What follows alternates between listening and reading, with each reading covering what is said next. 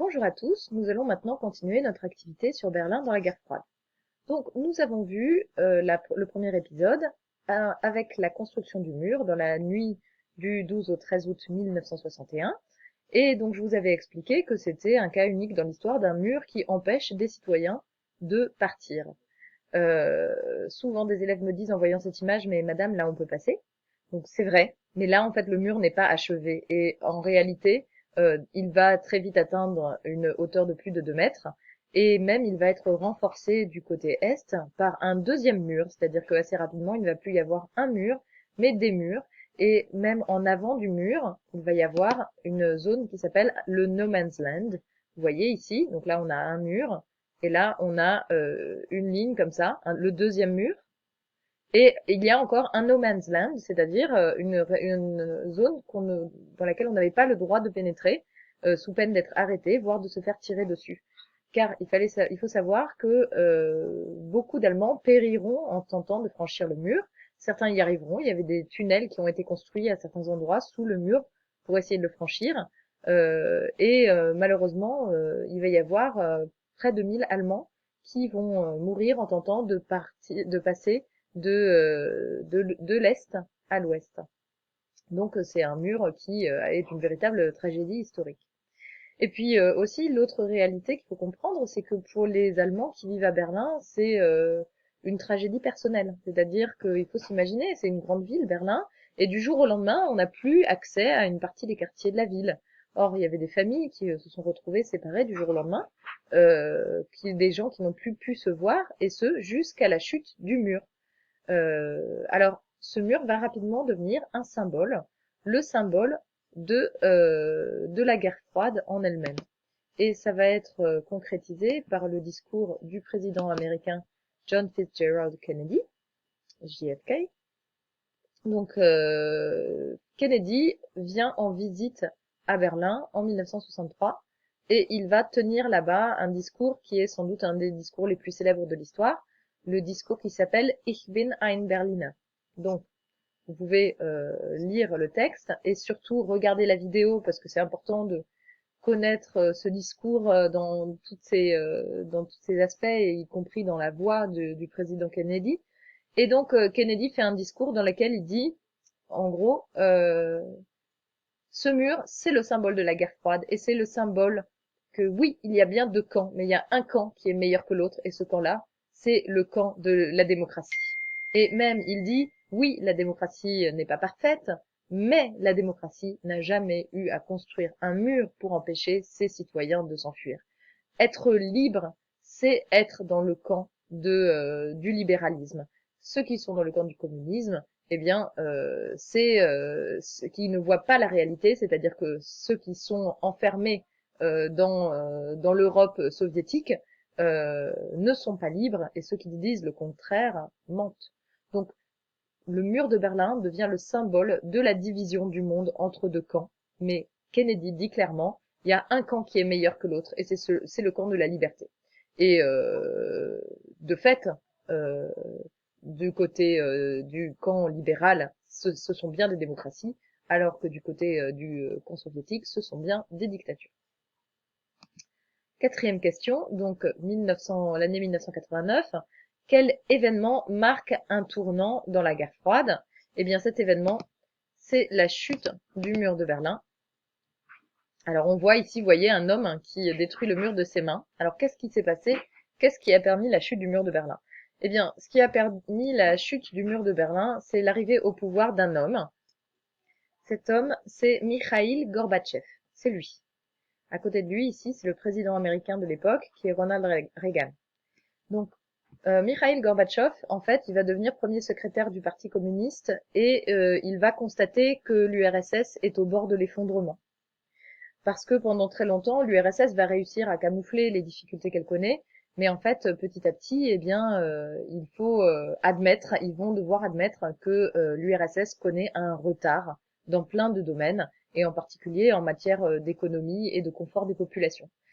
Pour vous donner un exemple, eh bien, les soviétiques manquent beaucoup de produits de première nécessité. Là, on a une photographie, par exemple, dans une boucherie, vous voyez, où les étals sont vides. Et la photo suivante, encore une fois, on voit qu'il y a pratiquement rien à vendre.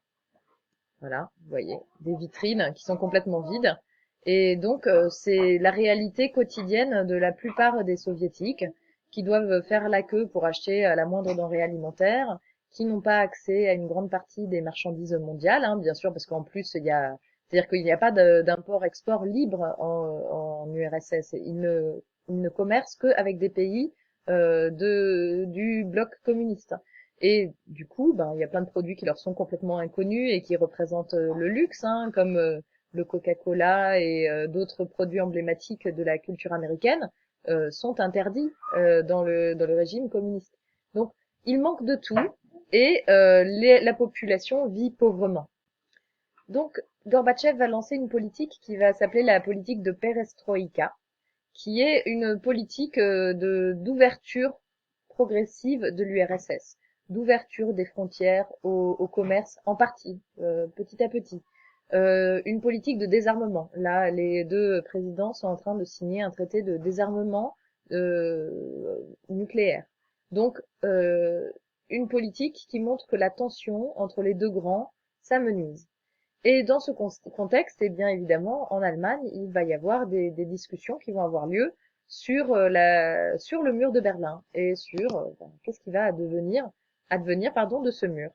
Et le 8 novembre 1989, il va y avoir une émission télévisée dans laquelle un responsable de la RDA, interrogé par un journaliste, va dire quelque chose qui était incroyable, que personne n'avait jamais entendu.